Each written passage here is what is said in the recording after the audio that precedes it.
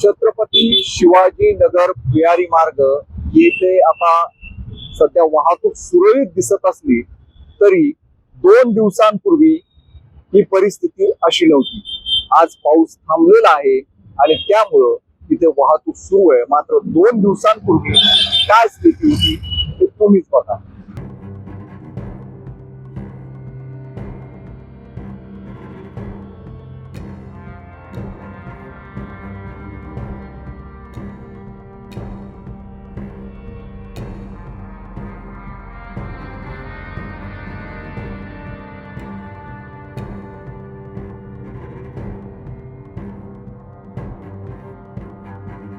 पूर्ण हे पुलाचं काम झालं, हे बाजूचे खड्डे वगैरे होते ना त्याने बुजले नाही, काही नाही। त्यामुळे बाहेरचं नालेचं पाणी येत होतं, पूर्ण रस्त्यावर येत होतं।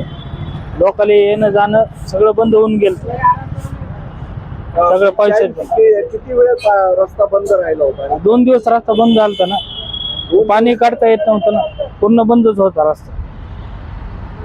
लोकांना येता जाता काहीच नव्हतं, पूर्ण बंद होतं। त्यानंतर कामाला सुरुवात।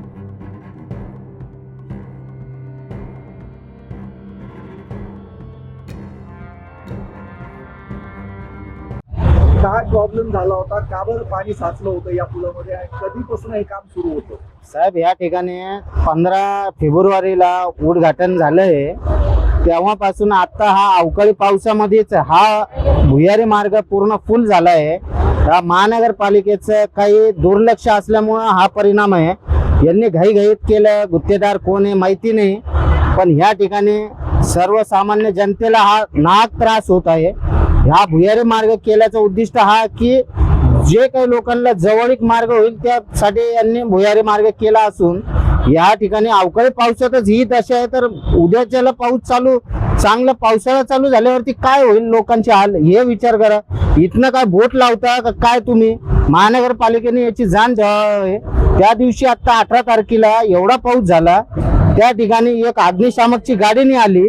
आणि दुसरी गोष्ट, महानगरपालिकेचं आता पण तुम्ही बघा, एवढं फक्त डागडुगीचं काम चालू आहे। भविष्यात पाऊस झाला पण तर एवढं होणार आहे की ते पाणी जाऊ शकत नाही, कारण की पाईपलाईन झाली आहे इकडची वरती, पाणीच आउटलेट जाऊ शकत नाही। आणि हा पूल जो झालाय त्याला फक्त 3 महिने झाले होऊन, आणि काम चाललंय 18 महिने, आणि त्यामुळे 2 वर्ष यांनी काम घेण्यात घेतले। त्या रिझल्ट काय या पुलाचा, तरी तुम्ही या महानगरपालिकेने याच्यावरती लक्ष घालावे।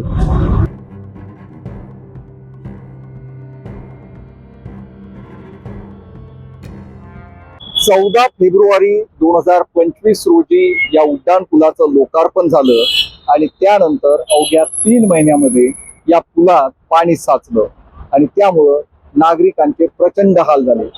पुलाच्या बांधणीमध्ये झालेला खर्च आणि नियोजनाचा अभाव यामुळेच ही परिस्थिती उद्भवल्याचं अनेकांचं म्हणणं आहे। छत्रपती संभाजीनगरहून माय महानगर लाईव्ह साठी मी उमेश खंडाळे।